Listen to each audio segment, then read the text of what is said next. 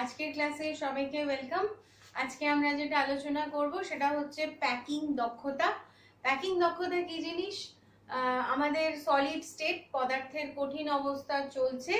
আগের ক্লাসগুলোতে আমরা বিভিন্ন রকমের ইউনিট সেল বা একক কোষ সম্পর্কে জেনেছি।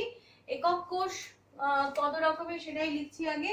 সরল একক কোষ, যেক্ষেত্রে কণাগুলো কোথায় থাকে? কণাগুলো ঘনকের প্রান্ত বিন্দুতে থাকে। 8টা প্রান্ত থাকে, 8টা প্রান্তে কণা থাকে।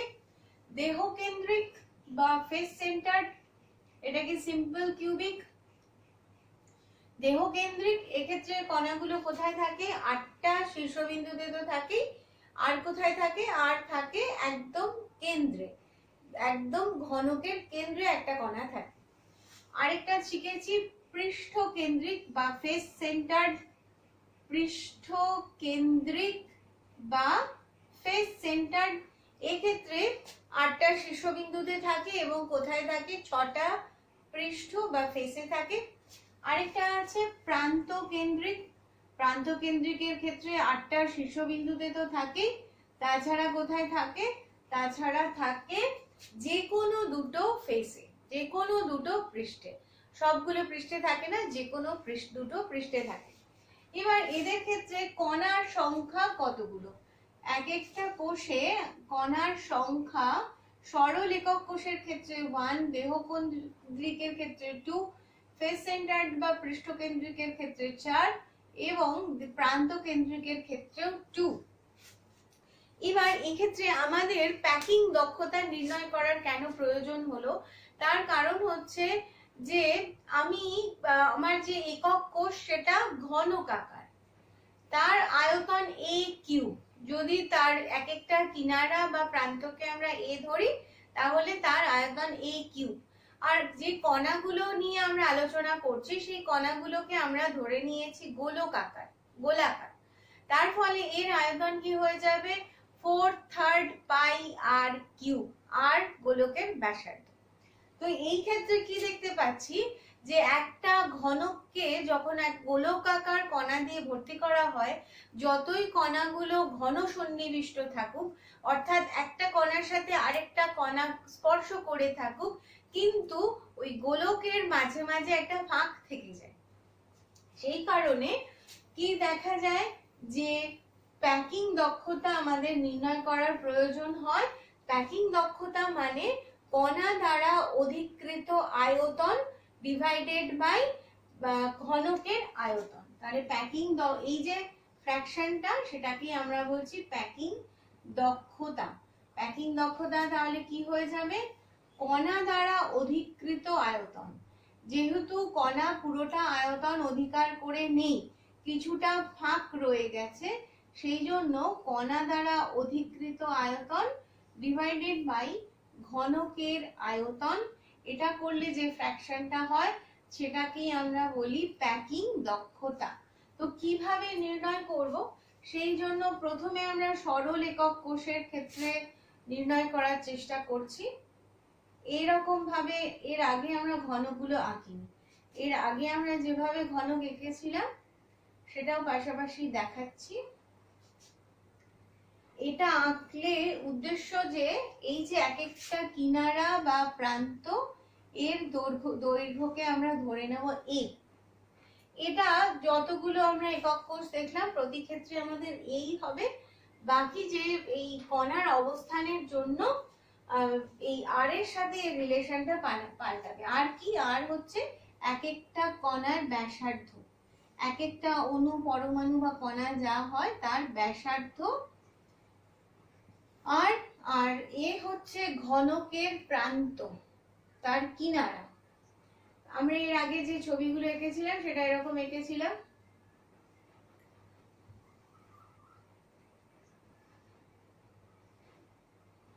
এইভাবে আমরা কণার অবস্থান বোঝার জন্য, একক কোষ বোঝার জন্য যে কণাগুলো এঁকেছিলাম সেটা আমাদের এই রকম দেখতে ছিল,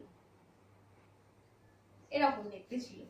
তাহলে এবার আমরা এইভাবে আঁকলাম, তার কারণ হচ্ছে যে আমি যে কতটা জায়গা ফাঁকা আছে সেটা আমি বোঝার চেষ্টা করব। সেই জন্য সরল একক কোষে কণাগুলো নিজেদেরকে টাচ করে থাকে, সেই জন্য মধ্যবিন্দুগুলোকে আমি ধরে নিলাম, মধ্যবিন্দুগুলো করে নিলাম। এরপর প্রত্যেকটা মধ্যবিন্দুকে আমি যোগ করে দেবো এইভাবে একটা বৃত্ত আকারে,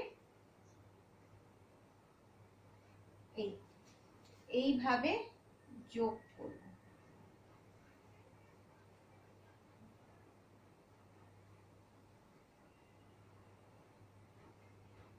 যোগ করলে আমি পেয়ে যাব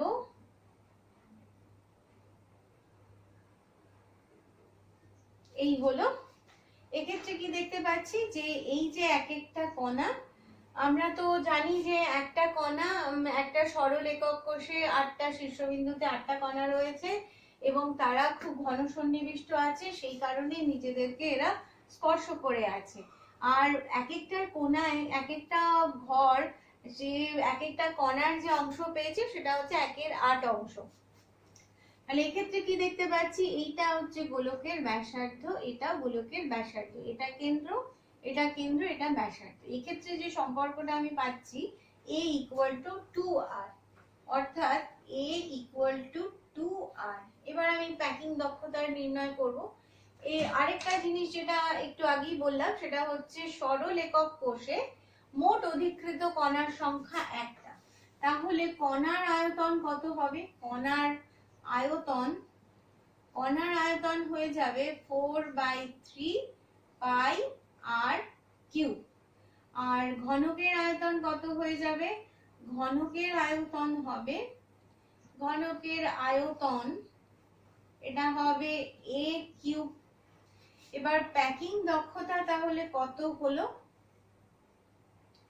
প্যাকিং দক্ষতা = হয়ে যাবে 4/3 পাই আর কিউব বাই a কিউব। এবার a = 2r, এই সম্পর্কটাকে আমি কাজে লাগাবো। কাজে লাগালে আমি কি পাবো? 2r কিউব নিচে বসাবো, এখানে 4 পাই আর কিউব, নিচে 3, আর কি পেলাম? 2r কিউব, এটা পেলাম। তাহলে ওপরে পেলাম 4 পাই আর কিউব, নিচে পেলাম 3 × 8 আর কিউব। আর কিউব কাটবে, 4-এর সাথে 8কে কাটবো, 2 করলে আমি পেলাম π/6। তাহলে সরল একক আকার ঘনক কোষের প্যাকিং দক্ষতা π/6। এই ভাগটা করলে আমি পাবো 0.52। একে যদি পার্সেন্টেজ করি তাহলে আমি একে 100 দিয়ে গুণ করব, তাহলে 52% প্যাকিং দক্ষতা এক সরল একক আকার ঘনক কোষের। বাকি তাহলে ফাঁকা অংশ কতটা?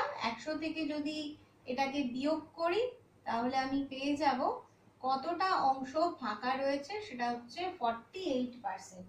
মোটামুটি 50% অংশ, এটাকে যদি 50-র কাছাকাছি ধরি, এটাকে 50-র কাছাকাছি এস্টিমেট করি, তাহলে দেখতে পাচ্ছি মোটামুটি সরল একক আকার ঘনক কোষে 50% কণা দ্বারা অধিকৃত আর 50% ফাঁকা। ফাঁকা স্থান কোনগুলো? এই যে এইগুলো যেগুলো আমরা ভর্তি করতে পারিনি, সেইগুলোই হচ্ছে ফাঁকা স্থান। এরপর যেটা দেখব সেটা হচ্ছে দেহ কেন্দ্রিক একক কোষ। প্যাকিং দক্ষতার সূত্র তো একই থাকবে, কণা দ্বারা অধিকৃত আয়তন ডিভাইডেড বাই ঘনকের আয়তন, এবং ঘনকের আয়তন একই থাকবে a কিউব। যদি আমরা সেই প্রান্ত বা কিনারার দৈর্ঘ্যকে a ধরি, যেটা পাল্টে যাবে সেটা হচ্ছে r এর সাথে এর রিলেশন পাল্টে যাবে, আর প্যাকিং দক্ষতাও পাল্টে যাবে। তার কারণ কি? তার কারণ হচ্ছে এক্ষেত্রে কণার সংখ্যা বেড়ে গেল। ঘনকের আয়তন তো সেমই থাকলো a কিউব, কিন্তু বেড়ে গেল কোনটা? বেড়ে গেল হচ্ছে কণার সংখ্যা। আগের ক্ষেত্রে সরল একক আকার ঘনকের ক্ষেত্রে আমরা কণার সংখ্যা দেখেছিলাম একটি, কিন্তু দেহকেন্দ্রিক ঘনক আকার কোষে কণার সংখ্যা আছে কটা? কণার সংখ্যা দুটো। ঠিক মাঝখানে একটা কণা আছে, যেই কণাটা মোটামুটি সব কণাগুলোকে স্পর্শ করে আছে, এবং তার ফলে যেটা হয়েছে, এই কোণায় এই প্রান্তে যারা রয়েছিল, যারা শীর্ষবিন্দুতে ছিল, তাদের মধ্যে একটু ফাঁক হয়ে গেছে। সেই জন্য আমি এই ফাঁকটাকে আগে চিহ্নিত করে নিলাম, তাহলে আঁকতে সুবিধা হবে। এরপর প্রতিটা ফেসে একটা করে ফাঁক হবে, করে আমরা এবার আঁকবো। যুক্ত করলাম এইভাবে। এই কণাটাকে স্পর্শ করবে, এখানে যে কণাটা আছে সেটাকে আঁকবো না, আঁকলে আমরা যে আর এর সাথে সম্পর্কটা বার করতে চাই সেটাতে একটু অসুবিধা হয়ে যাবে। এর সাথে এটা স্পর্শ করবে, এর সাথে স্পর্শ করবে, কিন্তু নিজেদের মধ্যে দূরত্ব হয়ে যাবে। এই হলো।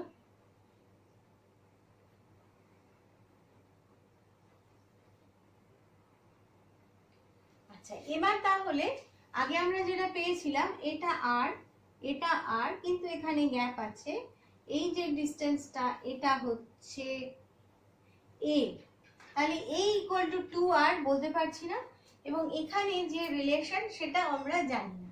তার জন্য আমাদেরকে কি করতে হবে, যেটা করব আমরা এখানে, আমি একটা ত্রিভুজ নিলাম, এই একটা ত্রিভুজ, আরেকটা ত্রিভুজ, এইটাকে যোগ করে একটা যে ত্রিভুজ হলো সেটা।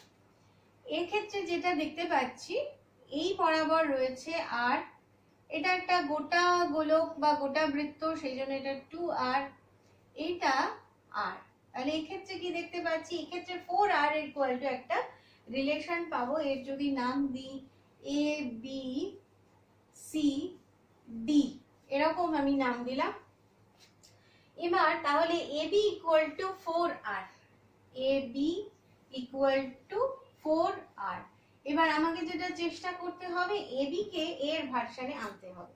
তো প্রথমে যেটা দেখবো আমরা, এই B C D, B D C এই ত্রিভুজটা যদি আমরা দেখি, তাহলে এটা একটা সমকোণী ত্রিভুজ। এক্ষেত্রে এই বাহুটা এ, এই বাহুটা এ, এই বাহুটা কত আমাদের নির্ণয় করতে পারবো, যেটা আমাদের সূত্র রয়েছে অতিভুজের স্কয়ার ইকুয়াল টু লম্ব স্কয়ার প্লাস ভূমি স্কয়ার। এক্ষেত্রে যেহেতু এটা ঘনক, তাই সিডির সাথে বিডি লম্ব, প্রতিটা বাহু লম্ব। তাহলে এই ত্রিভুজটা থেকে আমরা নিচ্ছি, কোন ত্রিভুজটা নিয়েছি, বি ডি সি। এই ত্রিভুজের ক্ষেত্রে আমরা কি দেখতে পাচ্ছি, CD square plus BD square equal to BC square. BC স্কয়ারটা আমার দরকার, কারণ বিসি স্কয়ারটা এই ত্রিভুজটার মধ্যে আছে। এই বাহুটা এ, এসি বাহুটা এ জানি, এই বাহুটাকে আমি নির্ণয় করতে চাই, যেটা ইকুয়াল টু 4r। তাহলে এই বাহুটা আমি যদি এর ভার্সনে আনতে পারি, তাহলে আমার একটা সুবিধার জায়গায় পৌঁছে যেতে পারবো। তাহলে বিসি স্কয়ার ইকুয়াল টু আমি কি পেলাম, A square plus A square equal to 2a square. তাহলে বিসি ইকুয়াল টু কি হবে, রুট ওভার 2a স্কয়ার করে দেব, তাহলে a রুট 2, এই হয়ে গেল বিসি। এবার নেক্সট দেখতে পাচ্ছি এ বি সি, এটাও একটা সমকোণী ত্রিভুজ। তাহলে এ বি সি একটা সমকোণী ত্রিভুজ, এক্ষেত্রেও আমার ওই সূত্রটাই আমি কাজে লাগাবো। কাজে লাগালে আমি পাচ্ছি A B square equal to AC square plus CB square বা বিসি স্কয়ার। এসি স্কয়ারের মান এ স্কয়ার, বিসি স্কয়ারের মান আগেই পেলাম 2a স্কয়ার, তাহলে এবি স্কয়ার আমি পেলাম 3a স্কয়ার। এবার কি দেখতে পাচ্ছি, এবি এর মান বের করব, AB equal to a root 3। a square ছিল, রুট করলাম a পেলাম, 3 কে রুট করলাম, রুট 3 পেলাম। তাহলে এবি আমি পেয়ে গেলাম। এবার আমার যে সম্পর্কটা এবি ইকুয়াল টু কি পেলাম, আরেকটা পেলাম a root 3। ab equal to 4r পেয়েছিলাম, ab equal to a root 3 পেলাম, তাহলে 4r equal to a root 3, এর সাথে r কে সম্পর্ক করতে পারলাম। এবার আমি প্যাকিং দক্ষতার দিকে চলে যাব। প্যাকিং দক্ষতার জন্য আমার যেটা দরকার সেটা হচ্ছে কণা দ্বারা অধিকৃত আয়তন। কণা দ্বারা অধিকৃত আয়তন কত হবে, কণা দ্বারা অধিকৃত আয়তন একটা কণার জন্য হবে 4/3 পাই আর কিউব। এখানে দেহকেন্দ্রিক একক কোষে যেহেতু দুটো কণা রয়েছে, তাহলে 2 ইন্টু 4/3 পাই আর কিউব, অর্থাৎ 8 পাই আর কিউব বাই 3। আরেকটা ঘনকের আয়তন, ঘনকের আয়তন কি পাবো? ঘনকের আয়তন পেয়ে যাব a কিউব। a কিউব মানে এখান থেকে ভাগ করি যদি, a কিউব কত পাবো? 4r by root 3। তাহলে এর জায়গায় বসাচ্ছি 4r বাই রুট 3, এর কিউব করলাম, করলে আমি পাচ্ছি 64 আর কিউব বাই 3 রুট 3। এই পেয়ে গেলাম। এবার এই দুটোকে আমি ভাগ করলে পাবো প্যাকিং দক্ষতা। তাহলে প্যাকিং দক্ষতা আমার কত হলো? প্যাকিং দক্ষতা হয়ে গেল, উপরে পেয়েছি 8 পাই আর কিউব বাই 3, একেবারে লিখতে পারি, আর নিচে পেয়েছি 64 আর কিউব বাই 3 রুট 3। এটাকে আরেকটু সরলীকৃত করা যেতে পারে, করলে যেটা পাবো সেটা হচ্ছে 8 পাই আর কিউব বাই 3, আর এখানে যেটা আছে সেটা উল্টে যাবে, 3 রুট 3 বাই 64 আর কিউব। এরকম করলে আমি আর কিউব আমার কেটে গেল, 8 এর সাথে 8 64, 3 3 কেটে গেল, টোটাল পেলাম root 3 pi by 8, root 3 pi by 8। একে ভাগ করলে আমি পাবো 0.64। তাহলে দেখো দেহ কেন্দ্রিক 64 না 68, 0.68 পেলাম। দেহ কেন্দ্রিক একক কোষের প্যাকিং দক্ষতা বা প্যাকিং ফ্র্যাকশন তাহলে কত হলো? 0.68 হলো। যদি পার্সেন্টেজ আকারে বার করি তাহলে পাবো 68%। আর 68 কে 100 থেকে বিয়োগ করলে যা পাবো সেটা হচ্ছে ফাঁকা জায়গা। এই যে ফাঁকা জায়গাগুলো আমি দেখতে পাচ্ছি, তাহলে 100 থেকে 68 কে বিয়োগ করলে পাবো 32, তার মানে 32% হয়ে গেল ফাঁকা জায়গা। মানে এই কোষের দেহকেন্দ্রিক একক কোষটাই একটু কঠিন, আর সরলের ক্ষেত্রেও খুব সহজ একটা রিলেশন পেয়েছি, আর দেহকেন্দ্রিকের ক্ষেত্রেও আমরা সহজ রিলেশন একটা বার করে নিলাম। পৃষ্ঠকেন্দ্রিকের ক্ষেত্রে একটু কঠিন, একটু সোজা, দেহকেন্দ্রিকটাই আমার কঠিন লাগে। দেহকেন্দ্রিকটা ভালোভাবে পজ করে করে দেখে নাও, বুঝে নাও। পৃষ্ঠকেন্দ্রিক একক কোষ নিয়ে এবার আলোচনা করব। পৃষ্ঠকেন্দ্রিক একক কোষ মানে প্রতিটা পৃষ্ঠে একটা করে কণা আছে, 6টা পৃষ্ঠ 6টা কণা। আর এই ক্ষেত্রে মোট কণার সংখ্যা কত পেয়েছি আমরা? এক্ষেত্রে কণার সংখ্যা পেয়েছি 4। কর্নারের জন্য একটা, আর 6টা ফেস আছে, প্রতিটাতে হাফ করে, মোট 3টে। এক্ষেত্রে কি করব আমরা?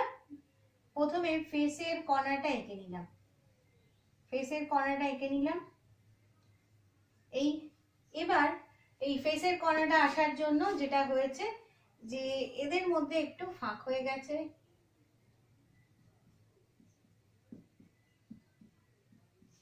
এদের মধ্যে ফাঁক হয়ে যাওয়ার ফলে আমরা যেবার এর ছবিটা এবার আঁকবো, এই বরাবর এখানে স্পর্শ করিয়ে নেব। এর পেছন দিকে যেটা আছে সেটা আমরা আঁকতে পারলাম না, যেহেতু দেখতে পাচ্ছি না তাই।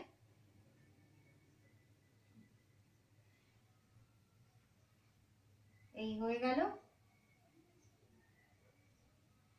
এই কণাটাকে একটু বাড়িয়ে দেব, নাহলে স্পর্শ করছে না। তাহলে এটাকে একটু বাড়িয়ে দিই।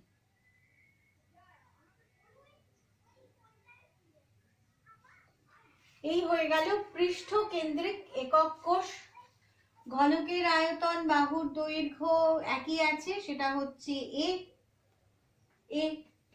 এর বরাবর এবার দেখতে পাচ্ছি কি, যে এই বরাবর কণাগুলো নিজেদেরকে স্পর্শ করে রয়েছে, এই বরাবর কণা স্পর্শ করেছে। তাহলে এই ক্ষেত্রে আমি ওই আর এর সাথে একটা রিলেশন পাওয়ার সম্ভাবনা দেখতে পাচ্ছি। এটা আর অর্ধ ব্যাসার্ধ, এটা হচ্ছে ব্যাস, এটা আবার আর যোগ করলে পাবো 4r। আর এটা এই ত্রিভুজটার এ বি সি, এই ত্রিভুজটার অতিভুজ। তাহলে আমরা এই বাহুটা এ, এই বাহুটাও এ, তাহলে এর সাথে একটা সম্পর্ক পেয়ে যাব। তাহলে কি দেখতে পাচ্ছি, এ বি সি ত্রিভুজের ক্ষেত্রে অতিভুজ A B square equal to AC square plus BC square. AC square মানে এ স্কোয়ার আর বিসি স্কোয়ার মানে এ স্কোয়ার, তাহলে 2a square. AB equal to কি হয়ে যাবে, AB equal to √2a square মানে a√2। আরেকটা এবি ইকুয়াল টু রিলেশন আমরা পেয়েছি, সেটা হচ্ছে এবি ইকুয়াল টু 4r। তাহলে 4r ইকুয়াল টু a√2। এক্ষেত্রে এর সাথে যে সম্পর্কটা সেটা হলো এই রকম। এবার আমরা প্যাকিং দক্ষতা নির্ণয় করার জন্য আমার যা দরকার সেটা হচ্ছে কণা দ্বারা অধিকৃত আয়তন। কণা দ্বারা অধিকৃত আয়তন, আয়তন ইকুয়াল টু কি হবে, 4/3 পাই আর কিউব। কটা কণা আছে এক্ষেত্রে, এক্ষেত্রে কণার সংখ্যা 4, তাহলে 4 ইন্টু 4/3 পাই আর কিউব, 16/3 পাই আর কিউব। এবার ঘনকের আয়তন বা একক কোষের আয়তন কত, ঘনকের আয়তন সেটা ইকুয়াল টু হয়ে যাবে a cube. a equal to এখান থেকে কি পাবো, 4r/√2 তার কিউব। এর কিউব করলে ওপরে পাবো 64 আর কিউব, নিচে পাবো 2√2। তাহলে 2 এর সাথে 64 কাটলাম, পেলাম 32 আর কিউব। এবার আমি প্যাকিং দক্ষতা নির্ণয় করব। প্যাকিং দক্ষতা কত হয়ে যাবে, প্যাকিং দক্ষতা ইকুয়াল টু হয়ে যাবে 16/পাই আর কিউব বাই 3। এটা উল্টে যাবে, উল্টে গিয়ে উপরে হয়ে যাবে √2 আর নিচে থাকবে 32 আর কিউব। আর কিউব আর কিউব কেটে গেল, 32 আর 16 2, তাহলে এক্ষেত্রে পাচ্ছি π√2/6। এটা ভাগ করলে পাবো 0.74। তাহলে পৃষ্ঠকেন্দ্রিক একক কোষের প্যাকিং দক্ষতা কত পেলাম, 0.74। এর যদি 100 দিয়ে গুণ করি তাহলে পেয়ে যাব 74%, এটা শতকরা। তাহলে প্যাকিং দক্ষতা কত হলো, 74% পৃষ্ঠকেন্দ্রিকের ক্ষেত্রে। এবং এর ফাঁকা স্থান 100 থেকে বিয়োগ করব আমরা 74 কে, কত পাবো 26%। তাহলে 26% ফাঁকা স্থান, 74% হচ্ছে কণা দ্বারা অধিকৃত আয়তন। এবার তাহলে আমরা কি দেখতে পেলাম, যে সরল একক কোষের তুলনায় দেহকেন্দ্রিকের প্যাকিং দক্ষতা বেশি আর পৃষ্ঠকেন্দ্রিকের ক্ষেত্রে আরো বেশি। আরেকটা যেটা আমরা আলোচনা করলাম না সেটা হচ্ছে প্রান্ত কেন্দ্রিক একক কোষের প্যাকিং দক্ষতা আলোচনা করলাম না, তার কারণ প্রান্ত কেন্দ্রিকের অস্তিত্ব নেই, সেই জন্য তার প্যাকিং দক্ষতা আলোচনা করা হলো না। তাহলে আজকের ক্লাস এই পর্যন্তই, মন দিয়ে ভিডিও দেখো, খুব ইম্পর্টেন্ট। এখান থেকে এইচএসএ এবং অন্যান্য কম্পিটিটিভ এক্সামে প্রচুর প্রশ্ন আসে, তো খুব ভালো করে ভিডিও দেখতে থাকো।